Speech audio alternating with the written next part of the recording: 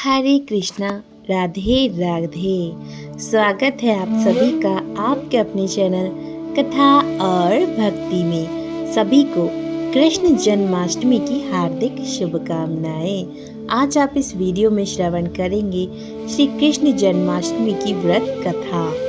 बोलो बाके बिहारी लाल की जय। शास्त्रों के अनुसार भोजवंशी राजा उग्रसेन का मथुरा में शासन था। वे बड़े ही दयालु थे और प्रजा भी उनका काफी सम्मान करती थी, लेकिन उनका पुत्र कंस दुर्व्यसनी और हमेशा अपनी प्रजा को किसी न किसी प्रकार के कष्ट से सताता रहता था। जब उसके पिता को ये बात पता चली तो उनके पिता उग्रसेन ने उसे खूब समझाया, लेकिन कंस ने अपने पिता की बात मानने की बजाय उन्हें ही उल्टा गद्दी से उतार दिया और खुद ही मथुरा का राजा बनकर बैठ गया। कंस की एक बहन थी जिसे वह अपनी जान से ज़्यादा प्यार करता था। उनकी एक बात कहने से वह हर एक चीज़ को पूरा कर देता था। ऐसे ही कंस ने अपनी बहन देवकी का विवाह वासुदेव नामक यदुवंशी के साथ धूमधाम से कर दिया। वह अपनी बहन को उसके ससुराल स्वयं रथ खींचकर पहुंचाने वाला था। जब अपनी बहन देवकी को उसकी ससुराल पहुंचाने जा रहा था, तभी अचानक रास्ते में आकाशवाणी हुई, हे कंस, जिस देवकी को तू बड़े प्रेम से ले जा रहा है, इसी के गर्भ से उत्पन्न 8वां बालक तेरे वध का कारण बनेगा। यह सुनकर कंस घबरा गया और अपनी बहन के पति वासुदेव को मारने के लिए टूट पड़ा। तब देवकी ने कंस से विनय पूर्वक कहा, मेरे गर्भ से जो संतान होगी मैं तुम्हारे सामने ला दूंगी। इन्हें मारने से क्या लाभ है।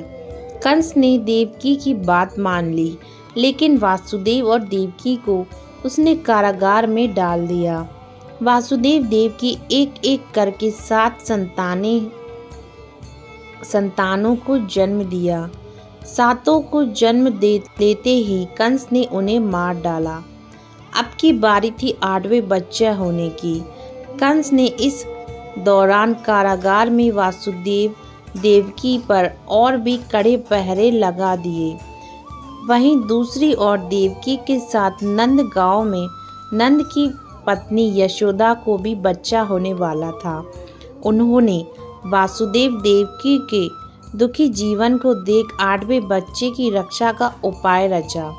जिस समय वासुदेव देवकी को पुत्र पैदा हुआ, उसी समय संयोग से यशोदा के गर्भ से एक कन्या का जन्म हुआ, जो और कुछ नहीं सिर्फ माया थी। जिस कोठरी में देवकी वासुदेव कैद थे, उसमें अचानक चतुर्भुज भगवान प्रकट हुए। दोनों भगवान के चरणों में गिर पड़े। भगवान ने देवकी वासुदेव से कहा, अब मैं पुनः नवजात शिशु का रूप धारण कर लेता हूँ। तुम मुझे इसी समय अपने मित्र नंद जी के घर वृंदावन में ले जाओ और उनके यहाँ जिस कन्या का जन्म हुआ है उसे लाकर कंस को दे दो।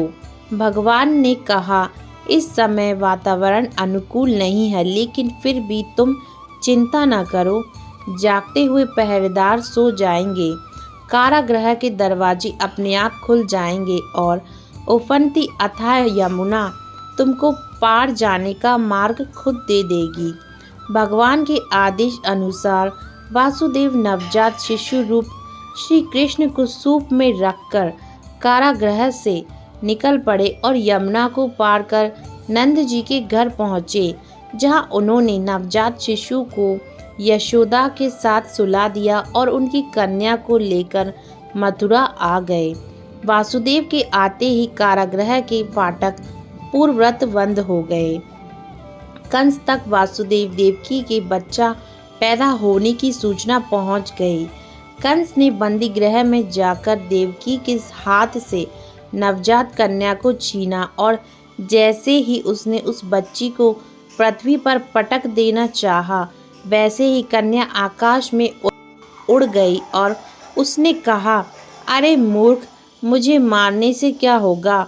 तुझे मारने वाला तो वृंदावन पहुंच चुका है और वह जल्द ही तेरे पापों का दंड देगा। बोलो बाके बिहारी लाल की जय। धन्यवाद आप सभी का कथा सुनने के लिए। ये थी श्री कृष्ण जन्माष्टमी की व्रत कथा।